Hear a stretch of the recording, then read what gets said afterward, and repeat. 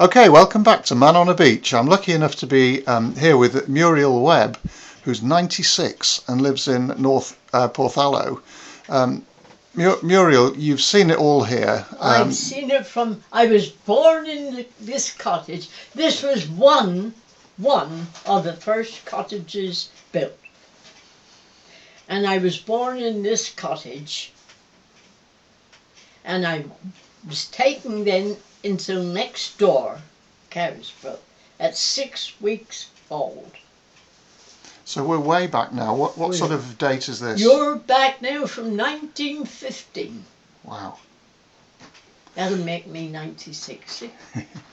So the times and the village and the rhythms and of the place. during that time, I have seen many changes of varieties. Yeah. All types of people, all colours.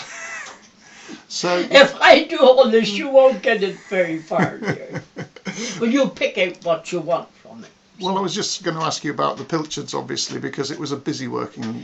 Yes, my father was a fisherman, William John Bastian, and he was born of the village and brought up here with the ancient people. And they were really all lovely people, all of them. I can remember back many ages and various occupations. There was, well, the quarrying wasn't on then, no. But in my day, I remember farmers and fishermen, and that was the major part of the Porthallow industry. Yeah, farming and fishing. We had a lovely mill where the farmers would bring their corn to be threshed, and the horses was always decorated with brass. Yeah. Beautiful sight. Yeah. All right? Yeah, absolutely. All right. When you say you think of that enough, the houses were, a majority were whitewashed, thatched roofs. Cob? Made of cob?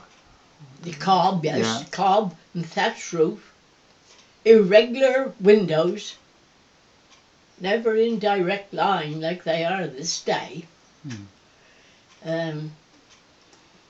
I suppose I'd want to ask you about the people that were living in a time when the pilchards were all here. This would have been industrial, and people was there a different feel to the village than now? Oh yes, there was. There was quite a different feel because there is no transport, only by horse and cart or pony Sundays to take people to church or chapel, and the families then were very large families, and they congregated together. There is no distinction whatsoever. Got you. When there happened to be a funeral in the village, as often there was, the whole village would crowd out and walk to St. Kevin, either the chapel or the church, for the service. At that time, Porthallow on that particular day would be empty of its inhabitants, because they used to attend these ceremonies with respect. And of course, in those days, as I previously mentioned, there was no transport, therefore boys married girls next door. Yeah. And the village became all one relation.